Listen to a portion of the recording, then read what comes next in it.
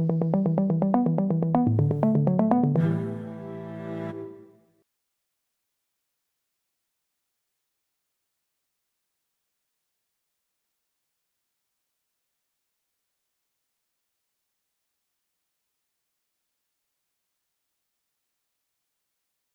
je vais vous parler de mon diplôme.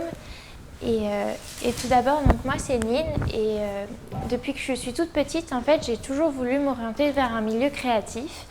Et c'est pourquoi j'ai intégré l'atelier de Sèvres pour développer toute cette créativité. Et à la fin de cette année-là, en fait, je me suis rendu compte que c'était important pour moi de développer cette créativité, mais aussi que je voulais développer toute cette partie autour de l'humain et créer en fait pour l'homme. C'est pourquoi j'ai intégré Strat. Et parmi toutes ces expériences, en fait, il y en a certaines qui m'ont orientée vers des choix, en particulier les stages que j'ai faits qui m'ont orientée plus à créer vers du packaging, comme mon stage chez Subdesign, ou alors là j'ai encore un stage qui arrive chez AMPP à Bruxelles. Et il y a une expérience qui m'a marquée énormément, en fait, c'est mon échange universitaire en Finlande, où j'ai été sensibilisée par toute cette partie du designer qui pouvait avoir cette influence sur le développement durable que je pense très important aujourd'hui.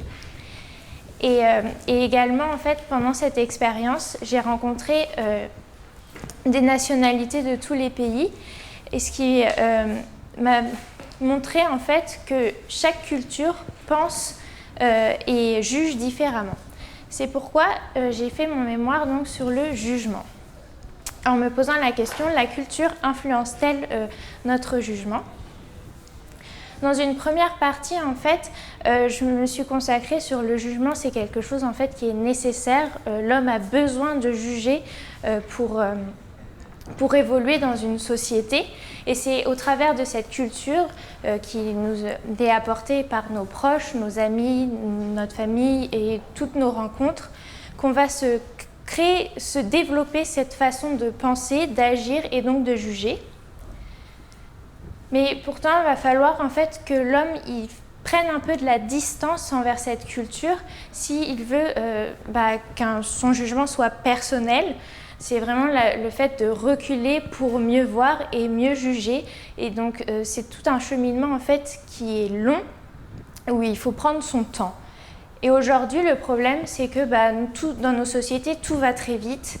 On est un surplus d'informations avec les médias, les réseaux sociaux, et c'est très difficile, c'est de plus en plus difficile en fait de se créer son propre jugement. Et en fait, un jugement, c'est des choix qui sont eux-mêmes en fait sanctionnés par une culture. Et pour moi, c'est toujours été difficile de faire des choix. Et par exemple, si on prend une tablette faire le choix entre une tablette de chocolat noir, une tablette de chocolat au lait ou blanc, c'est plutôt facile. Mais ce qui se passe en réalité dans le supermarché, c'est qu'il y a une foison de marques et ils vendent à peu près tous le même produit et le choix est tout de suite un petit peu plus compliqué. C'est pourquoi je me suis posé cette question. Comment, en tant que designer, puis-je aider les citoyens français à faire des choix éthiques sans qu'ils ne renient leur culture.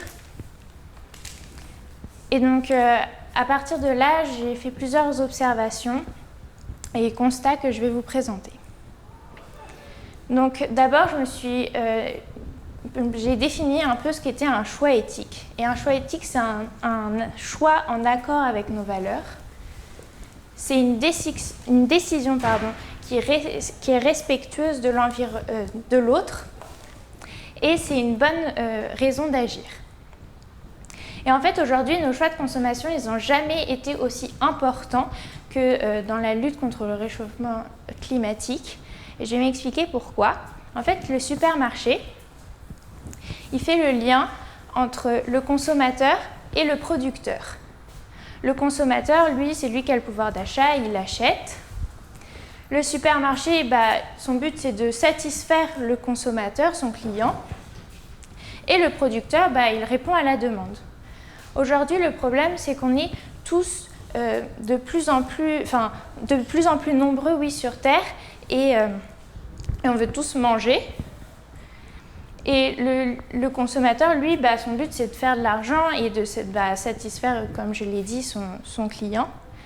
Et donc, le producteur, il répond à cette demande et donc il va produire plus et en très peu de temps, ce qui nous a amené en fait à faire de l'élevage intensif qui aujourd'hui pose problème pour la santé de notre planète et notre santé aussi.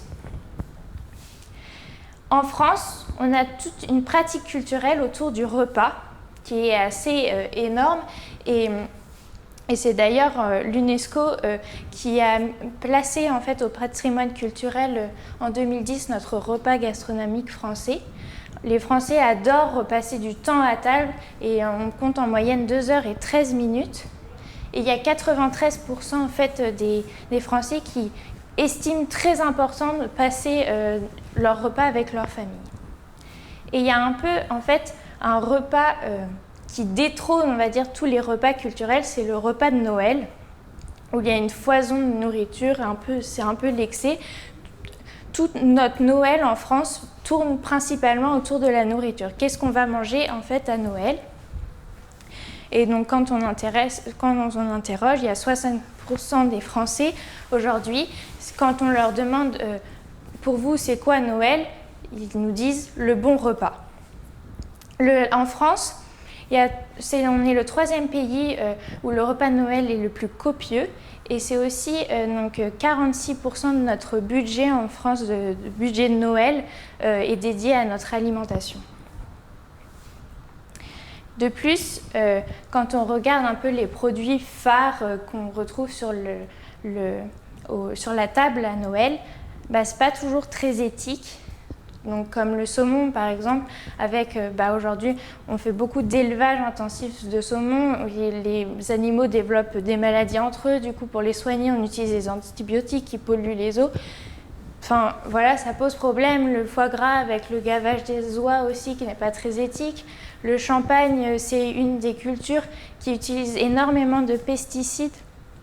Et le chocolat qui cause de la déforestation et aussi exploite une partie de la population pour... Et donc en fait mon enjeu majeur, ça va être de réduire ce paradoxe entre on veut tous sauver la planète, mais aussi on veut continuer à consommer, à être des êtres sociaux et donc à passer un bon Noël comme on l'a toujours fait.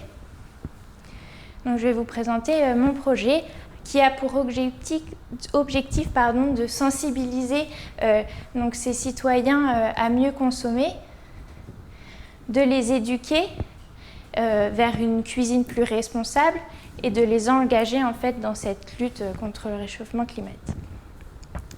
Donc mon concept, ça va être un programme pour les supermarchés pendant les fêtes de Noël qui sensibilise, éduque ce consommateur à mieux consommer. Donc je vais vous présenter Éthique.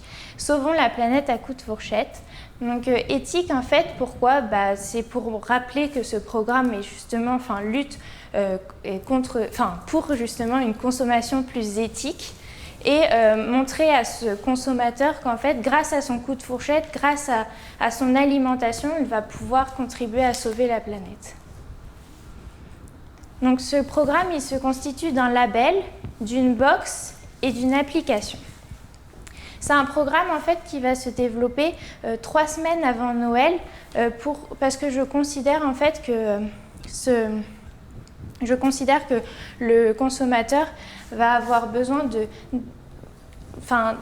répéter ce parcours pour créer en fait une habitude et qu'en fait à Noël il soit complètement engagé à un Noël un peu plus responsable. Donc, je vais vous présenter Caroline. Caroline, elle a 37 ans, mariée, elle a 3 enfants. Pourquoi Caroline ? C'est parce qu'en fait, il y a 63% des gens qui font les courses sont des femmes. On a les familles nombreuses, c'est celles qui fréquentent le plus les supermarchés. Et c'est aussi un peu cette tranche d'âge, donc de 35 à 40 ans, qui fréquente le plus les supermarchés. Et donc Caroline, elle va entrer dans son supermarché, elle va voir que son supermarché de quartier s'engage pour Noël en lui disant Noël redevient vert, en référence aussi culturellement au fait que le Père Noël avant était vert et qu'il est devenu rouge, voilà. Et donc elle va pouvoir retrouver en fait un label et une box dans son supermarché. Donc elle arrive dans son supermarché et elle voit donc ces box qui lui préparent ce menu de Noël éthique avec des produits issus de l'agriculture biologique, de saison, locaux et en respect en fait avec les animaux. Et elle va faire la rencontre en fait de Mathieu. Donc Mathieu, c'est un producteur qui travaille 2 jours par semaine et dans ce supermarché pour faire la promotion de ses boîtes. Et ses produits en fait se retrouvent dans cette boîte. Et il va expliquer à Caroline qu'il y a plusieurs tailles de box. Donc en fonction du nombre de personnes pour lesquelles elle veut cuisiner. Donc il y a la box de personnes, 4 personnes et 6 personnes. Et on peut voir qu'il y a des stickers à ajouter. En fonction en fait, de ses goûts, on va lui proposer 3 menus de Noël différents. Donc Mathieu, il lui explique que cette box contient une entrée, un plat et un dessert. Donc ici, vous avez le menu bon vivant. Elle a aussi également le menu gourmet. Donc pareil, entrée, plat, dessert. Et ce menu fine bouche. Donc voilà. Donc Caroline, heureuse, elle repart avec sa bosse fine bouche pour 6 personnes qu'elle met dans son caddie. Et elle va continuer en fait ce parcours. Et donc pendant le parcours, elle va être sensibilisée par des affiches, donc à chaque rayon en fonction des produits. Et ce label en fait éthique qui lui propose des produits aussi si elle veut acheter en vrac, si elle veut acheter ces produits, pas nécessairement dans une box. Et cette sensibilisation donc, à mieux consommer, donc par exemple ici le rayon poisson, on va lui dire il y a des saisons en fait pour les poissons et donc il vaut mieux en hiver consommer tel poisson que d'autres. Et donc ce petit label éthique se retrouve aussi sur certains produits en fait que son supermarché lui garantit en fait ces produits issus de l'agriculture biologique, locaux et de saison et respectueux des animaux. Arrivée chez elle, Caroline, donc elle va se mettre en cuisine. Et donc là, je vais vous présenter une petite vidéo de comment elle utilise cette box.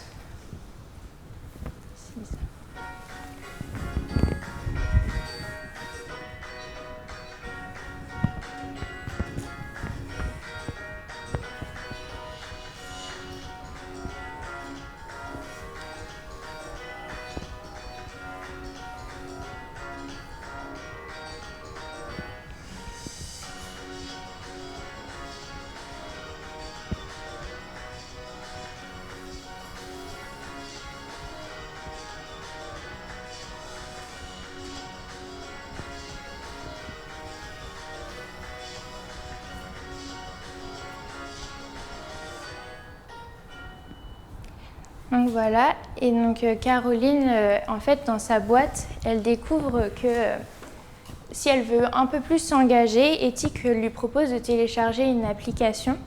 Donc elle va scanner directement le QR code et donc télécharger cette application pour se créer un compte.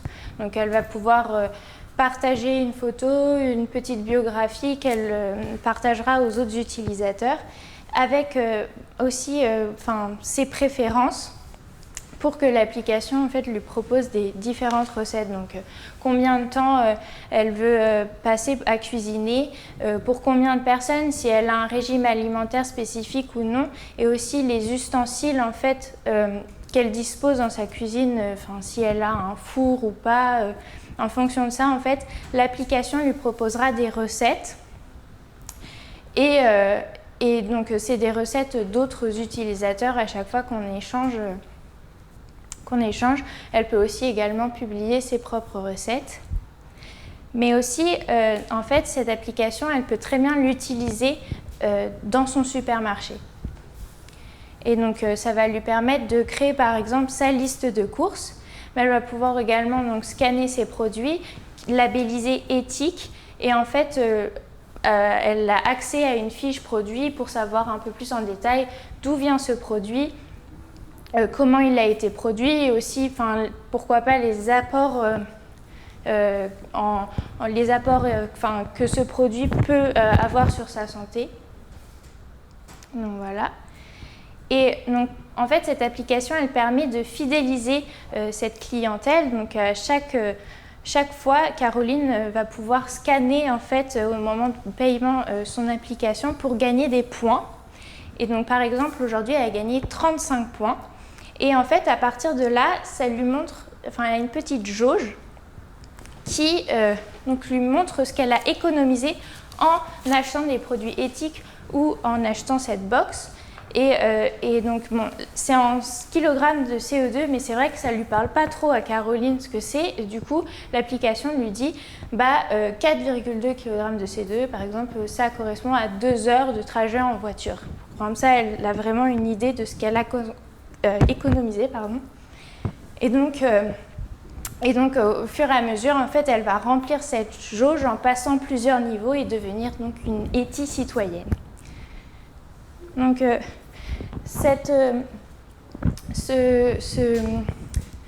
ce programme, en fait, donc, pour expliquer un peu au supermarché comment je développe cette marque, si vous voulez faire passer donc un brand book pour montrer comment se développe un peu la charte et comment va se utiliser dans le supermarché. Et donc moi, je vais surtout vous parler du fait que j'utilise en fait un graphisme et un motif éthique en fait qui est un peu sur tous mes supports. Et en fonction, en fait, je vais jouer avec ce support. Donc, par exemple, sur la box, comme vous pouvez le voir, je joue avec le fond du carton, donc en essayant d'utiliser le moins de couleurs possible, avec le fond vert et la transparence du carton pour que mes éléments ressortent à partir de là. Et bon, en rajoutant quand même un petit peu une touche de rouge pour montrer que ça reste festif. Et si mon support, par exemple, est blanc, là, mes éléments seront en négatif plus vert. Donc ce programme, en fait, je vous ai parlé de Noël et qu'il se déroulait pendant Noël, mais on peut très bien imaginer en fait qu'il se déroule pendant d'autres fêtes culturelles comme Pâques par exemple, mais aussi après dans le long terme en fait qui s'installe pour tous les jours. Je vous remercie de votre écoute. Merci beaucoup. Merci.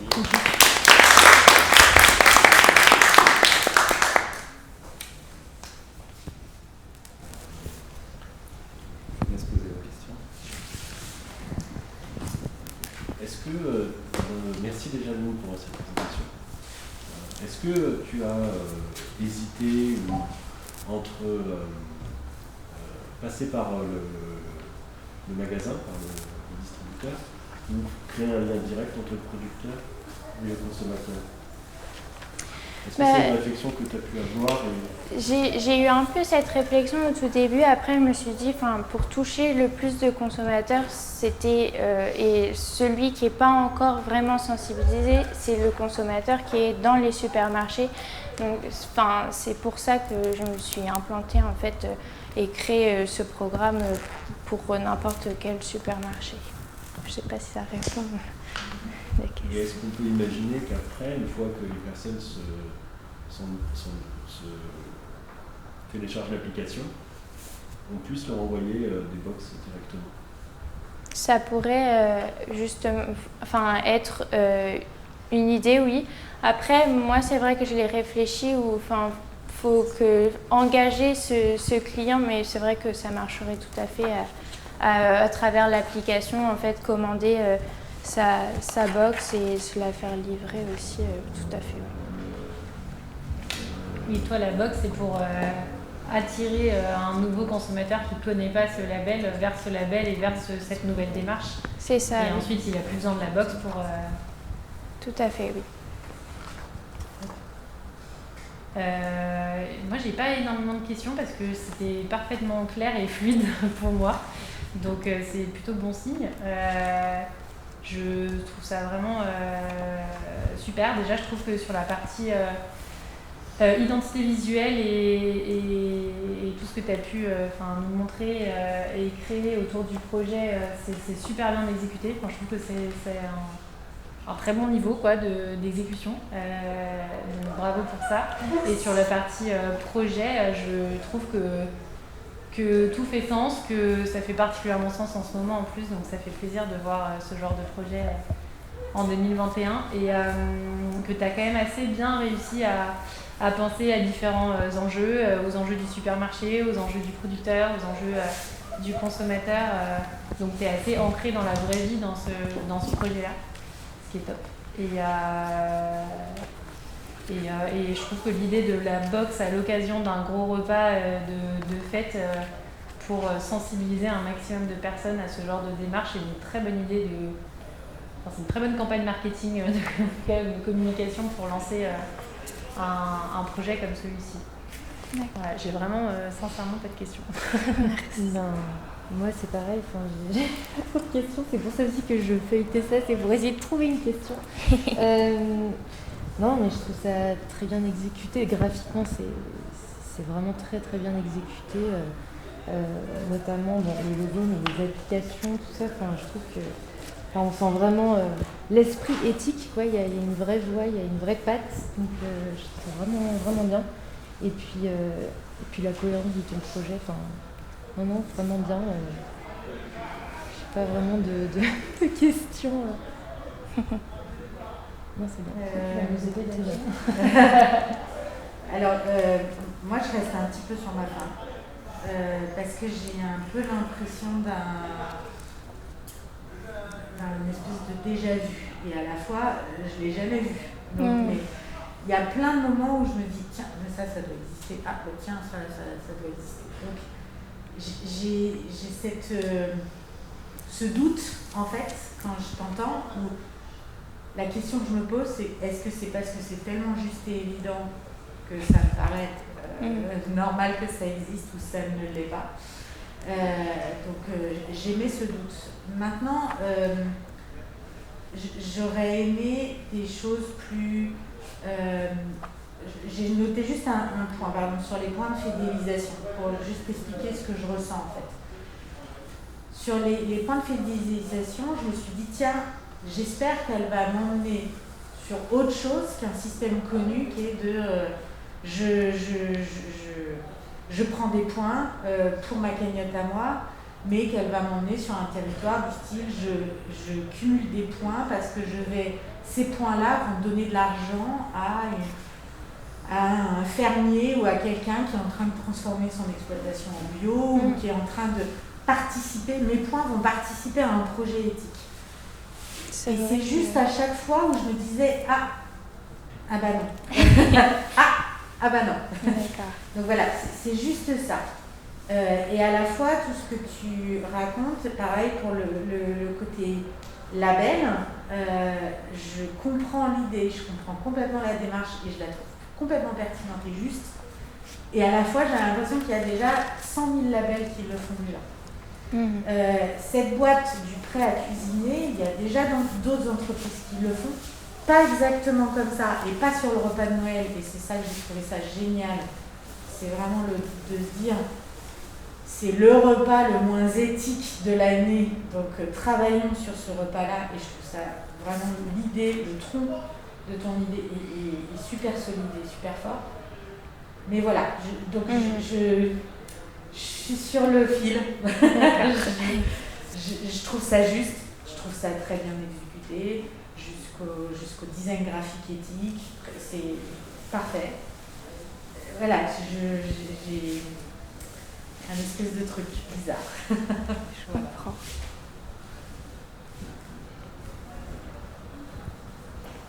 Est-ce que quelqu'un d'autre a quelque chose à dire ? quelqu'un a une question qu'il aurait trouvée entre-temps. Non, c'est tout bon pour moi. Bravo pour Merci. ce projet. Merci à vous. Merci beaucoup.